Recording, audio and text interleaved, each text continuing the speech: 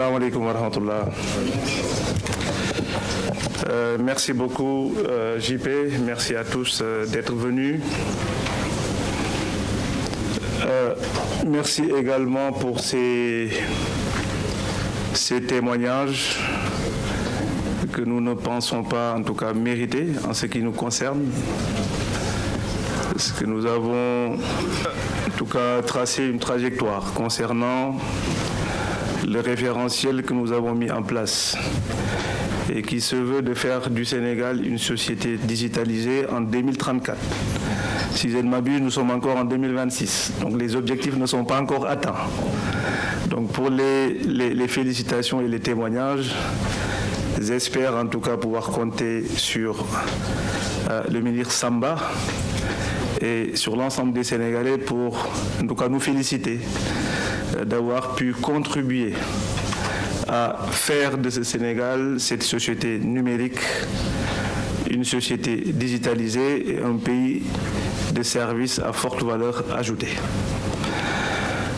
Je voudrais en tout cas vous remercier, cher public, chers parents, toutes les personnes qui ont eu à faire ce déplacement.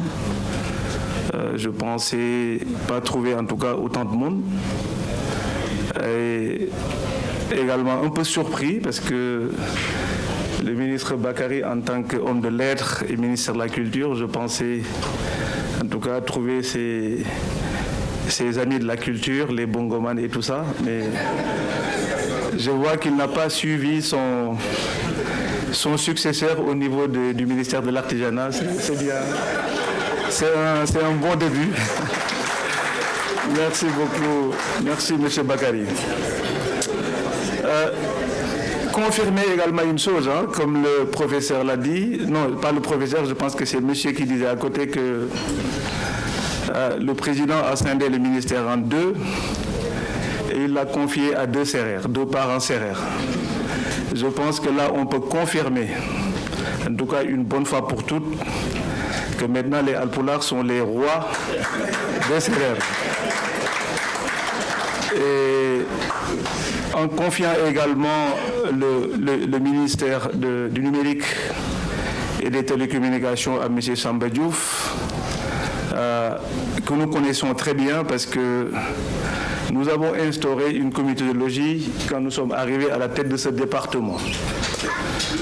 Parce que c'est un ministère qui allait tellement vite que on se disait qu'on allait voir le ministre Samba en tant que conseiller digital du président pour rendre compte le président, en tout cas de manière régulière, de tout ce qui se faisait au sein du ministère. Donc Samba, le ministre Samba, pardon, on se voyait tous les vendredis dans mon bureau pour échanger sur les dossiers, pour informer le président de la République à travers sa personne.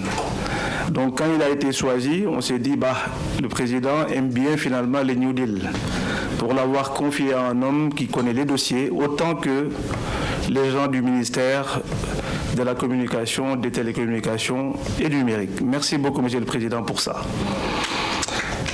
Monsieur le ministre de la Communication et des Relations avec les institutions, porte-parole du gouvernement, Monsieur Bakary Sarr. Monsieur le ministre des Télécommunications et du Numérique, M. Samba Diouf, Monsieur le secrétaire général et le directeur de cabinet de l'ex-MCTN, devenu MTN et MCRI, bon courage pour les... Mesdames et Messieurs les représentants des institutions de la République, Mesdames et Messieurs les directeurs généraux, les directeurs centraux ici présents, Mesdames et Messieurs les présidents de conseils d'administration, Mesdames et Messieurs les partenaires techniques et financiers, chers collaborateurs, Mesdames et Messieurs, chers invités.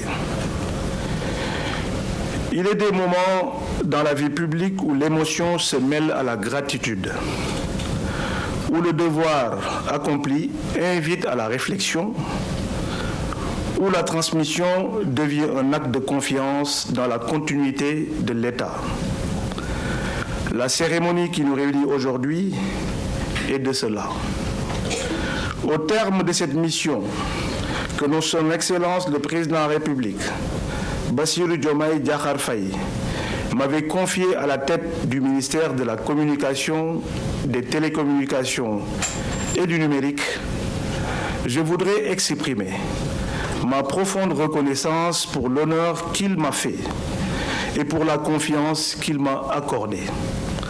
Je voudrais également adresser mes remerciements respectueux à Monsieur le Premier ministre, actuel président de l'Assemblée nationale du Sénégal, Monsieur Ousmane Sonko, pour son leadership, sa vision, sa détermination et la qualité des orientations stratégiques qui ont guidé notre action gouvernementale. C'est sous son impulsion que la coordination numérique de l'État a cessé d'être une vue de l'esprit pour devenir une réalité opérationnelle. Je tiens également à saluer l'ensemble des membres du gouvernement avec lesquels nous avons partagé une même ambition, celle de bâtir un Sénégal plus souverain, un Sénégal plus performant, plus juste et résolument tourné vers l'avenir. Mes remerciements vont également aux partenaires techniques et financiers. Et je vais les citer car leur engagement mérite d'être salué. Notamment la Fondation Gates, le KfW, l'Union européenne, la GIZ, Expertise France, la Banque mondiale, la JICA, Enabel, l'AFC, le PNUD, ainsi que les fondations Visa et Mastercard. Sans vous, plusieurs de nos avancées n'auraient pas eu lieu ou n'auraient pas eu cette ampleur. Merci pour votre confiance. Elle n'est jamais acquise, elle se mérite. Et nous avons travaillé chaque jour pour le mériter. Je voudrais surtout rendre hommage aux femmes et aux hommes de ce ministère, ainsi qu'aux responsables des agents de la structure sous tutelle, car derrière chaque réforme, chaque projet, chaque avancée enregistrée, il y a eu leur engagement sans faille. Il y a eu leur professionnalisme, leur sens du service public et leur amour pour le Sénégal. Et je vous exprime, mesdames et messieurs, ma profonde gratitude. Je voudrais réserver une mention toute particulière aux femmes et aux hommes qui ont choisi de rejoindre mon cabinet, non pas par intérêt, mais par conviction. Certains d'entre eux occupaient dans la diaspora des positions enviables, des postes bien rémunérés, des carrières confortables, une vie construite loin des incertitudes de la chose publique. Ils ont tout quitté, ou presque. Ils ont accepté de diviser leurs revenus par 2, par 3, par 4, parfois par 5, pour venir servir. Non pas pour servir un ministre, mais pour servir leur pays. Ce sacrifice mérite d'être dit ici, devant vous, sans fausse pudeur. Il n'est pas invisible, mais il n'est pas ordinaire. Il est le visage le plus discret et le plus noble de l'engagement patriotique. Mesdames et messieurs, messieurs les ministres, monsieur Samba Diouf, le ministre Bakary Sarr, je vous les confie. Ce sont des collaborateurs loyaux, d'une compétence rare et d'un engagement sans faille. Ils connaissent les dossiers, ils connaissent les acteurs, ils connaissent les enjeux et ils vous serviront avec la même dévotion qu'ils m'ont témoigné, parce que leur boussole n'est pas la personne du ministre, mais celle du Sénégal. Messieurs les ministres Bakary Sarr et Samba Diouf, permettez-moi de vous adresser mes plus chaleureuses félicitations à l'occasion de votre nomination. Le président de la République et le Premier ministre ont porté leur choix sur deux personnalités dont les compétences, l'engagement et le sens de l'État sont largement reconnus. Vous prenez aujourd'hui la responsabilité des secteurs qui sont devenus le corps de la souveraineté nationale, de la compétitivité économique, de la cohésion sociale et du rayonnement international du Sénégal. Je suis heureux et rassuré de vous transmettre ces flambeaux, convaincu que vous saurez poursuivre et amplifier les transformations engagées. Permettez-moi ici une confidence que j'assume pleinement, avec la même droiture qui a guidé chacun de mes actes à la tête de ce département ministériel. Lorsque la question de ma présence au sein de ce gouvernement a été posée, j'aurais pu faire valoir d'autres chemins. D'autres choix m'étaient ouverts, mais j'ai choisi librement, lucidement et sans amertume de me soumettre à la discipline de mon parti PASTEF. Ce mouvement qui nous a enseigné que l'intérêt collectif prime toujours sur des ambitions individuelles, car c'est bien de cela la grandeur d'un engagement politique sincère et savoir s'effectuer quand la cause l'exige, avec autant de dignité qu'on a mis d'ardeur à servir. Ce choix que j'ai fait, un homme libre et un homme libre, et c'est un homme libre que je quitte cette fonction, la tête haute, le cœur en paix et la certitude d'avoir donné le meilleur de moi-même. Mesdames et messieurs, permettez-moi de revenir sur quelques points que nous avons eu à mettre en place durant notre magistère.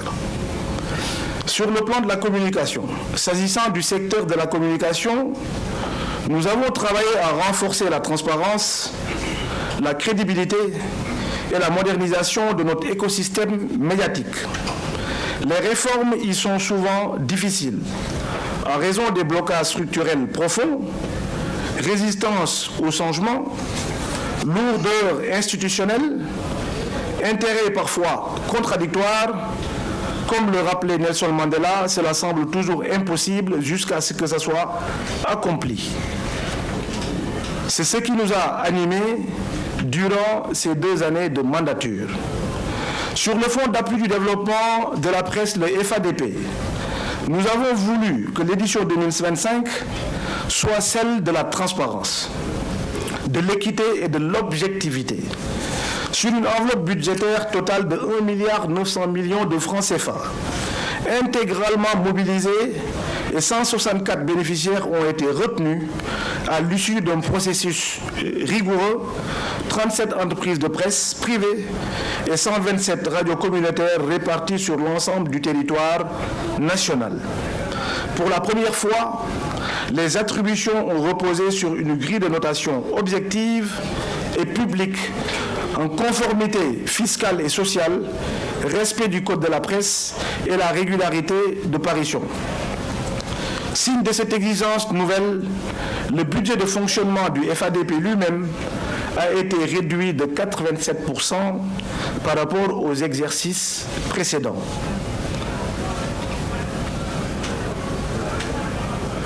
Pour reverser davantage les ressources directement aux entreprises de presse bénéficiaires, pour la première fois, chaque directeur de publication a pu savoir pourquoi son média avait été retenu ou non, et les règles étaient reconnues avant les résultats, et c'est cela de la transparence. Et nous ne sommes pas arrêtés là. Nous avons engagé une réforme majeure sur la fiscalité audiovisuelle, conçue avec un dispositif objectif et clair pour financer la production audiovisuelle locale, les films, les documentaires, des journaux télévisés, des programmes culturels et multiplier par 2 le montant alloué au fonds d'appui et d'aide à la presse dans les prochaines lois de finances et la prochaine loi de finances rectificative. Ce n'est pas une simple augmentation budgétaire, c'est un choix politique. Faire de la culture et de l'information des biens publics prioritaires et non des variables d'ajustement. Nous avons également porté une réforme historique avec la transformation du Conseil national de régulation de l'audiovisuel en Conseil national de régulation des médias, le CNRM. Cette évolution n'est pas seulement nominale, elle traduit une révolution de périmètre. Le nouveau régulateur couvrira la presse en ligne, les plateformes numériques, les réseaux sociaux, plaçant ainsi le Sénégal parmi les premiers pays africains à se doter d'un régulateur convergent face aux défis de la désinformation et de l'intelligence artificielle. La loi a été votée, Monsieur le Premier ministre, la loi a été promulguée, il ne reste plus qu'à lancer les appels à candidature et mettre des Sénégalais d'ici la diaspora pour qu'in fine, mettre en place un dispositif qui va nous permettre d'avoir un écosystème responsable, un écosystème viable et surtout un environnement médiatique digne de ce nom. S'agissant de la tour de la RTS, nous avons engagé des évolutions nécessaires et le processus de redémarrage de finalisation des travaux est désormais enclenché. Nous avons également engagé des réformes du Code de la publicité. Je rappelle que la dernière loi sur la publicité date de 1964 et nous l'avons réformée en espérant également que vous mettez dans votre corbeille cette loi qui est hyper importante et qui permettra à notre écosystème médiatique de pouvoir jouir pleinement des bénéfices qu'offre la publicité, surtout dans le domaine du numérique. Le secteur des télécommunications et du numérique. Le New Deal technologique n'est pas un programme parmi d'autres. C'est un projet national. C'est la vision d'un Sénégal qui entend maîtriser son destin numérique plutôt que de le subir. Construit autour de 12 programmes prioritaires, mobilisant un portefeuille d'investissement de près de 1100 milliards de francs CFA sur la période 2025-2034. Il repose sur 3 ambitions majeures. Connecter tous les Sénégalais, moderniser l'État du Sénégal et de renforcer la souveraineté numérique de notre pays. La gouvernance avec le GouverNUM et l'architecture d'entreprise gouvernementale. La première décision structurante que nous avons prise ne fut ni une application, ni une infrastructure. Ce fut, mesdames et messieurs, un décret, celui instituant le cadre gouvernemental de coordination des projets numériques de l'État du Sénégal, le GouverNUM. Parce que la transformation numérique de l'État est avant tout un défi de gouvernance. Qui décide? Qui coordonne les actions numériques? Qui priorise? Sans réponse claire à ces questions, chaque ministère avance en silo et c'est le citoyen qui paye la facture et le citoyen qui paye l'incohérence de ces dispositifs. Sur la renégociation avec les opérateurs et sur la baisse du coût de la data.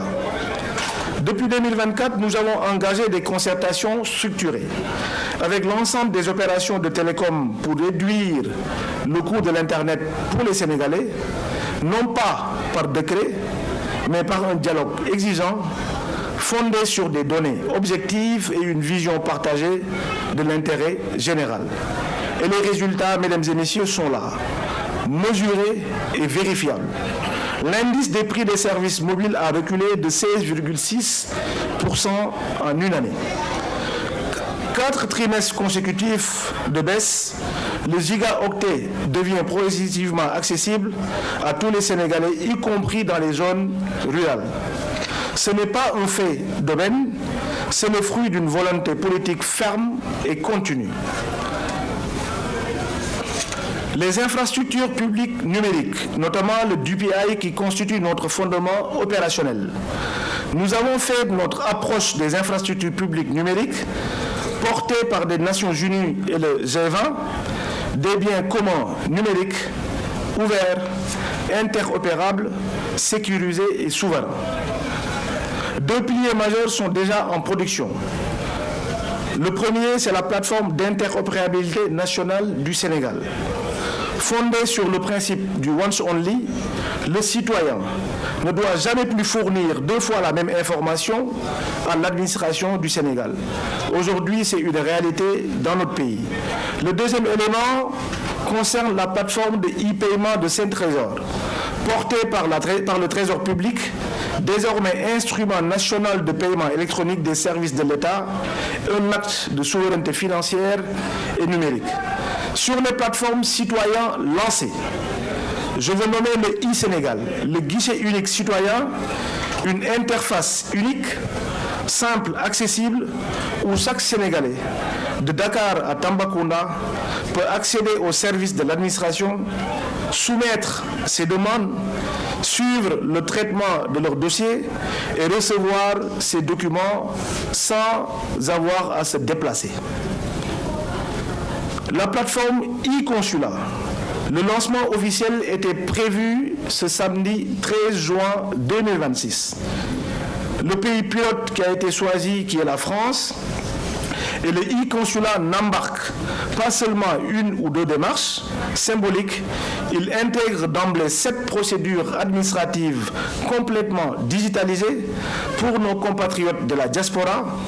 Plus de files d'attente dans les consulats, plus d'aller-retour d'un pays à un autre. Notre diaspora mérite un État à la hauteur de son attachement au Sénégal.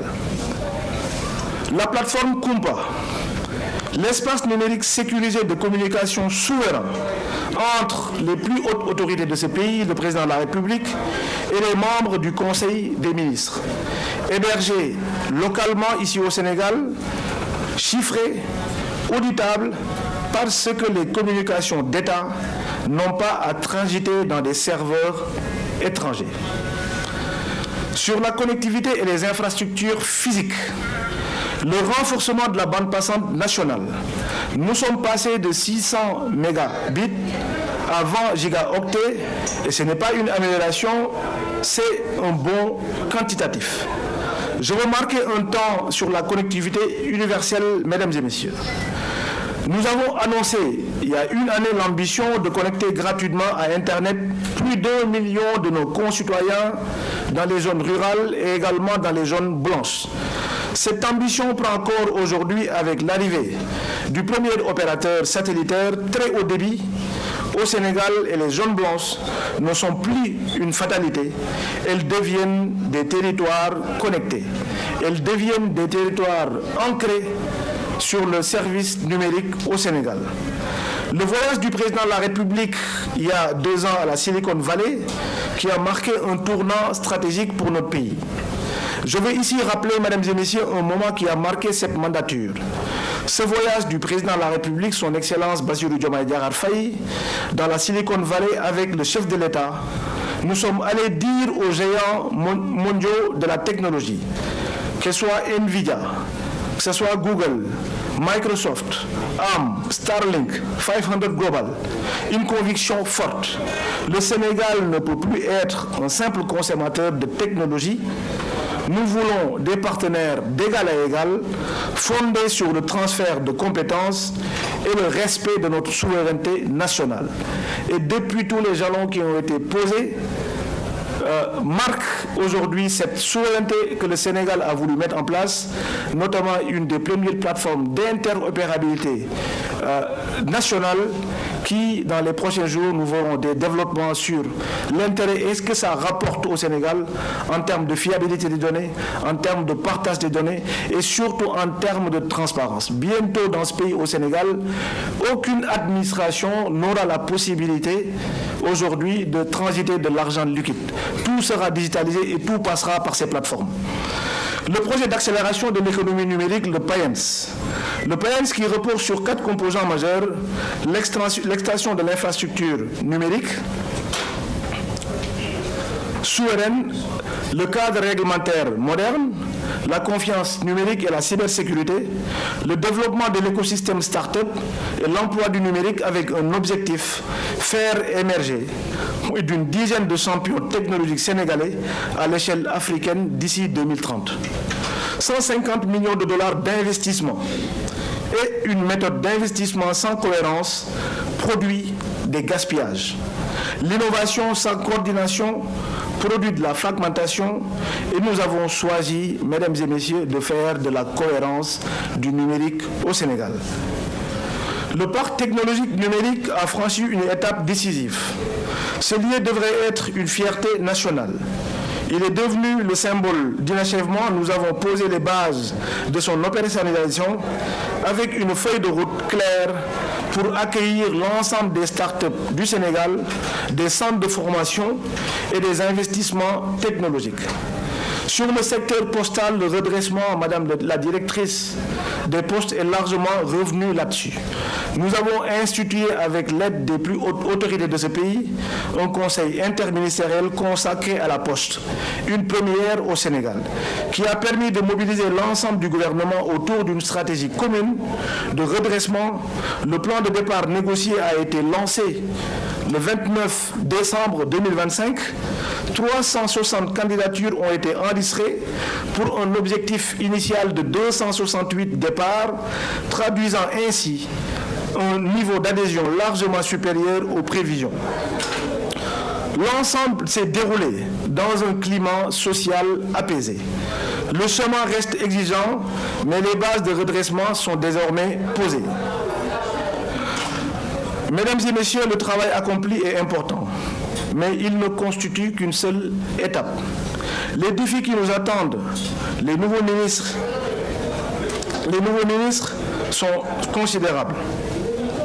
La mise en œuvre effective du CNRM, la viabilité économique des médias, la finalisation du parc technologique numérique, l'accélération de la transformation numérique de l'administration, la généralisation de la connectivité, le déploiement des e-consulats, la poursuite et la revue de la gouvernance de la Sonatel, qui appartiennent en partie à l'État du Sénégal, la consolidation des baisses des coûts de la data, de la connectivité, l'adoption de la nouvelle loi sur la fiscalité numérique, le développement de l'intelligence artificielle, le renforcement de la cybersécurité et enfin la poursuite de la modernisation de la Poste.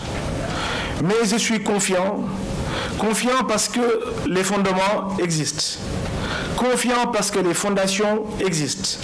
Confiant parce que les équipes sont compétentes. Confiant parce que la vision est claire. Et confiant parce que la volonté politique demeure intacte. Monsieur le ministre Bakary Sarr, Monsieur le ministre Samba Diouf, faites confiance aux femmes et aux hommes de ce département ministériel. Ils constituent la première richesse de notre département. Faites confiance aux compétences sénégalaises. Notre secteur privé national dispose aujourd'hui de talents, d'entrepreneurs et d'innovateurs capables d'accompagner les ambitions du Sénégal. Poursuivez le dialogue permettant, avec les autres départements ministériels, la transformation numérique du Sénégal, comme je l'ai rappelé à plusieurs titres, elle ne se décrète pas. Elle se construit collectivement.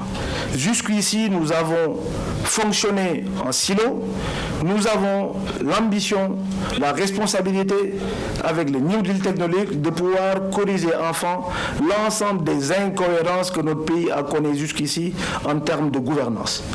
Le numérique n'est pas l'affaire d'un seul ministère en charge du numérique. Le numérique est l'affaire de tout un gouvernement, c'est l'affaire de tout un État et c'est l'affaire également de toute une nation. 3 principes non négociables. Toute nouvelle initiative du numérique doit être validée au regard de l'architecture d'entreprise gouvernementale, qui n'est pas la propriétaire d'un ministre, mais un bien commun, un bien national. Le deuxième principe, toute procédure administrative numérique doit vocation à s'intégrer au guichet unique national, le e-Sénégal. Toute solution de paiement électronique doit s'appuyer sur la plateforme nationale Saint-Trésor.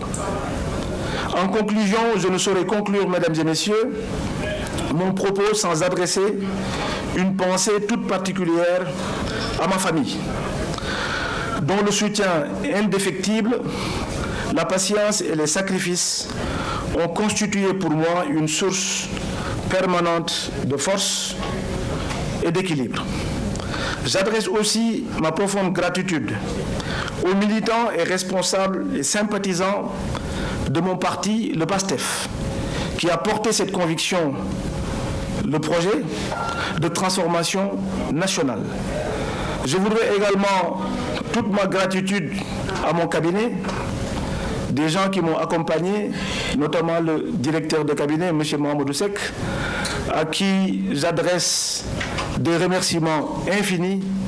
N'eût été lui, toutes les réalisations que nous avons portées dans ce ministère n'auraient pas eu lieu. Momo, merci beaucoup. Je voudrais également, dans cette même lignée, remercier des personnes qui m'ont accompagné jusqu'ici, notamment les personnes que j'ai fatiguées le plus et à qui je demande humblement pardon. M. Mohamed Sy et M. Barkambot, le chauffeur qui m'a accompagné jusqu'ici, et l'agent de sécurité. Pendant 26 mois, ils ont travaillé sans relâche, 26 mois sans une demi-journée de congé, 26 mois sans qu'il y ait eu à me déposer chez moi, pas avant 23h minuit, avant de pouvoir rentrer chez eux. Et le lendemain, à 7h, 6h du matin, ils étaient là. Mohamed Sy Barkambot, je vous dois beaucoup. Merci beaucoup.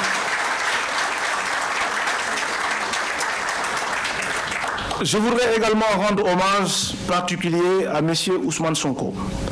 Son engagement et sa constance, sa vision et sa foi inébranlables dans les capacités du peuple sénégalais ont largement contribué à ouvrir une nouvelle séquence de notre histoire politique.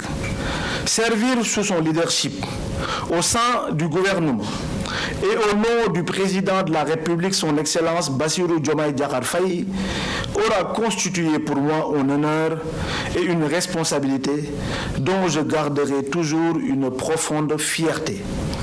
Au moment où je quitte ces fonctions, je le fais avec beaucoup d'humilité, mais aussi avec sérénité, beaucoup de sérénité. Sérénité parce que les fondations ont été posées.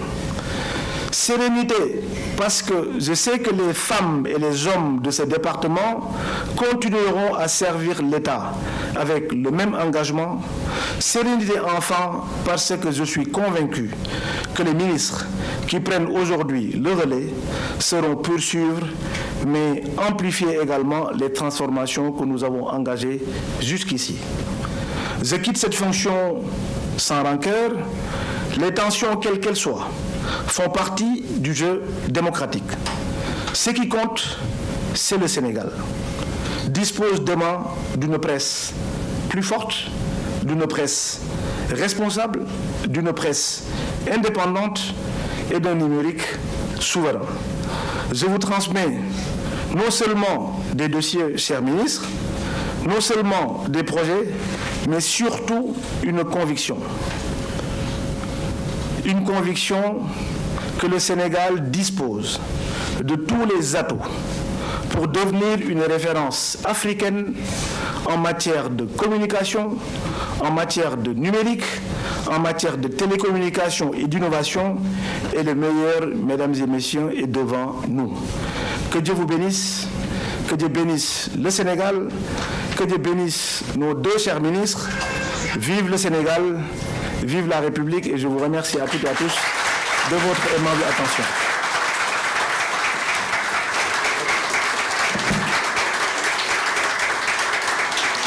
Merci. Merci beaucoup, Monsieur le Ministre. Monsieur le Ministre, ce que vous venez de décliner est un bilan. En 2 ans, vous nous avez montré, vous avez prouvé que vous avez travaillé. Sur ce, je vous invite à l'applaudir encore très chaleureusement parce qu'il a travaillé. Merci, Monsieur le Ministre Alioune Sall.